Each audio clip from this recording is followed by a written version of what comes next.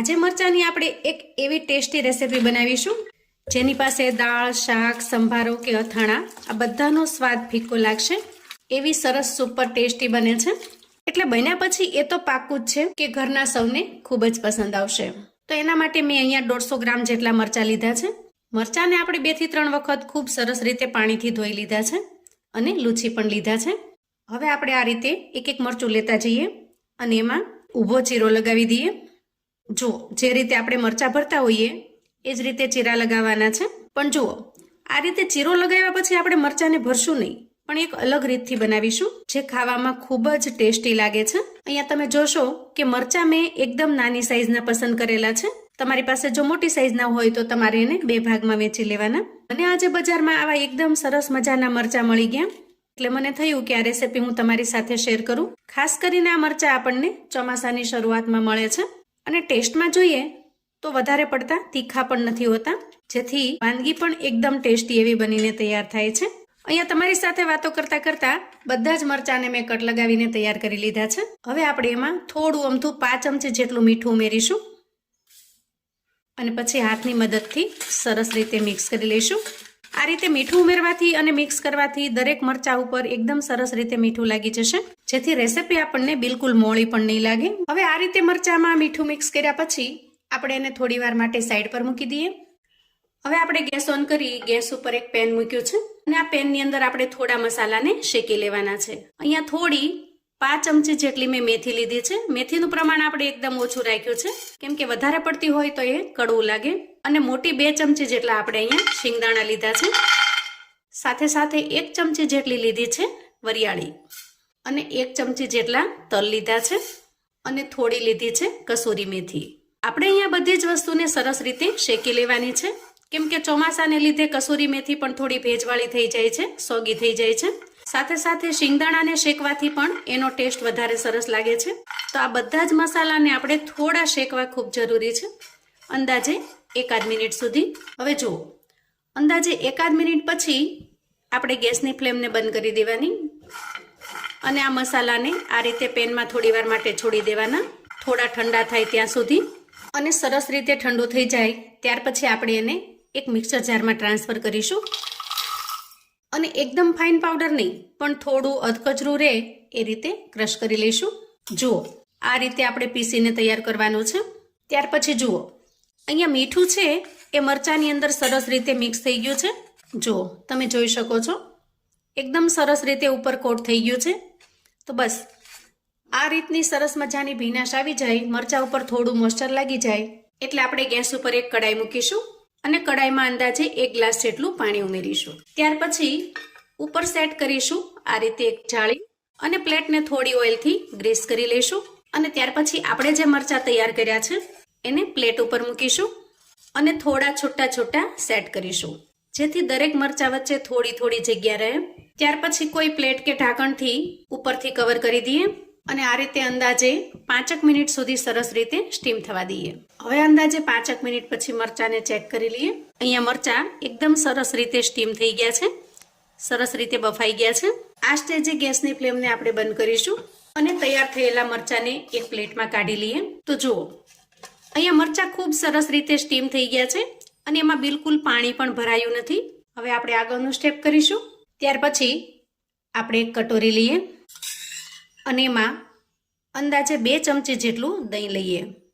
હવે આ દહીંની અંદર આપણે થોડા રૂટીન મસાલા કરવાના છે, જેમાં સૌથી પહેલા ઉમેરીશું 1 ચમચી જેટલું લાલ મરચું પાવડર। ખાસ કરીને અહીંયા કાશ્મીરી લાલ મરચાંનો ઉપયોગ કરવો કેમ કે જે મરચાં છે એ થોડી તીખાશવાળા છે। વધારે પડતું તીખું મરચું હશે તો વાનગી તમને વધારે તીખી લાગશે। ત્યાર પછી ઉમેરીશું 1 ચમચી જેટલું ધાણા પાવડર અને 5 ચમચી જેટલી હળદર, થોડો ચપટી જેટલો ગરમ મસાલો ઉમેરીશું અને ત્યાર પછી બધી જ વસ્તુને સરસ રીતે મિક્સ કરી લઈશું। અહીંયા દહીં થોડું ઘાટું છે એટલે આપણે એમાં 4 થી 5 ચમચી જેટલું પાણી ઉમેરી દઈએ અને અહીંયા તમે દહીંની જગ્યાએ થોડી ઘાટી છાશ હોય તો છાશ પણ લઈ શકો છો, પણ ખાસ એ જોવાનું કે છાશ બહુ વધારે પડતી ખાટી ન હોય અથવા તો દહીં પણ લ્યો તો એ પણ વધારે પડતું ખાટું ન હોય, મીડિયમ ખટાશવાળું હોય। આ રીતે વિસ્કરની મદદથી સરસ રીતે ફેંટી લઈશું ને એટલે બધી જ વસ્તુ એક રસ થઈ જશે।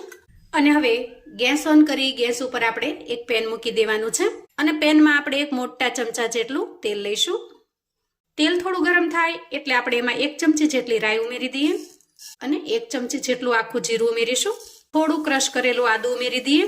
આદુનો ટેસ્ટ આમાં ખૂબ જ મસ્ત આવે છે, ચોક્કસથી ઉમેરજો. જ્યારે પણ બનાવો ચોક્કસથી ઉમેરજો. થોડા મીઠા લીમડાના પાન ઉમેરીશું અને એકદમ 5 ચમચી જેટલો આપણે અહીંયા ચણાનો લોટ ઉમેરવાનો છે. જો ખાસ એ વાતનો ખ્યાલ રાખવાનો કે ચણાનો લોટ માત્ર 5 ચમચી જેટલો જ ઉમેરવાનો છે. અને સાથે સાથે થોડી હિંગ ઉમેરી દઈએ. હવે આ બધી જ વસ્તુને સરસ રીતે મિક્સ કરી લઈશું, જેથી વઘાર એકદમ સરસ પરફેક્ટ તૈયાર થઈ જાય. ત્યાર પછી ગેસની ફ્લેમને આપણે એકદમ સ્લો ઉપર લઈ જવાની છે અને આપણે જે દહીંનો ઘોળ તૈયાર કર્યો છે મસાલાવાળો એને ઉમેરી દઈશું અને સ્પેચ્યુલાની મદદથી સતત ચલાવતા જશું, જેથી દહીં ફાટી ન જાય. હવે આ રીતે સરસ મજાનો વઘાર થઈ જાય ત્યાર પછી આપણે એમાં સ્વાદ પ્રમાણે મીઠું ઉમેરી દેવાનું છે. મીઠું આપણે અહીંયા પાછળથી ઉમેરવાનું, કેમ કે અગાઉ મસાલા સાથે ઉમેરીશું ને તો દહીં ફાટી જશે, પાણી પાણી થઈ જશે. હવે આ રીતે એકદમ સરસ મજાનો મસ્ત વઘાર તૈયાર થઈ જાય એટલે આપણે એમાં મરચાં ઉમેરી દેવાના છે અને સરસ રીતે મિક્સ કરીશું. ત્યાર પછી ઢાંકણ ઢાંકીશું અને અંદાજે 1 મિનિટ સુધી મરચાંને મસાલાની અંદર સરસ રીતે મિક્સ થવા દઈશું. તો જુઓ અહીંયા મરચાં એકદમ સરસ મિક્સ થઈ ગયા છે. એ સમયે આપણે જે મસાલો તૈયાર કર્યો છે ક્રશ કરેલો એને ઉમેરી દઈએ અને સરસ રીતે મિક્સ કરી લઈએ. ઉપરથી ઉમેરીશું થોડી ઝીણી સમારેલી કોથમીર અને એક સરસ મજાનું મિક્સ આપી દઈશું.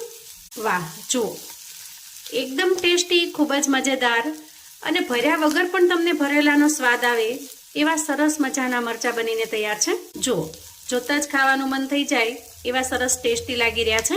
હવે ગેસની ફ્લેમને આપણે બંધ કરીશું અને આ ટેસ્ટી એવા મરચાંને સર્વ કરી લઈએ. તો મારા ઘરે તો આ મરચાં બધાને ખૂબ જ ભાવે છે, ખાસ કરીને મારા દીકરાના એકદમ ફેવરિટ છે. અને જ્યારે પણ સાંજે પરાઠા કે થેપલા બનાવ્યા હોય ત્યારે આ મરચાં અચૂક બને છે, કેમ કે સ્વાદમાં એકદમ લાજવાબ બને છે. દાળ, શાક, અથાણું કે સંભારની બિલકુલ જરૂર ન પડે એવા સરસ ટેસ્ટી બને છે. મરચાંને સર્વ કરતી વખતે ઉપરથી થોડું લીંબુ ઉમેરીશું અને ગાર્નિશિંગ માટે થોડી કોથમીર ઉમેરી દેવાની. તો એકદમ ચટપટા, ખૂબ જ ટેસ્ટી એવા મરચાં તૈયાર છે. જેટલા પણ બનાવશો 100% ગેરંટી છે ફટાફટ ખૂટી જશે, કેમ કે આ રેસિપીનો સ્વાદ તો તમે એક વખત બનાવશો ત્યારે જ તમને ખ્યાલ આવશે. તો મિત્રો, આજનો વિડીયો જો તમને જરા પણ ઉપયોગી થયો હોય તો એક લાઈક ચોક્કસથી આપજો. અને આવું અવનવું જાણવા માટે અને મને સપોર્ટ કરવા માટે ચેનલ પર જો તમે નવા છો તો પ્લીઝ ચેનલને સબસ્ક્રાઇબ કરજો.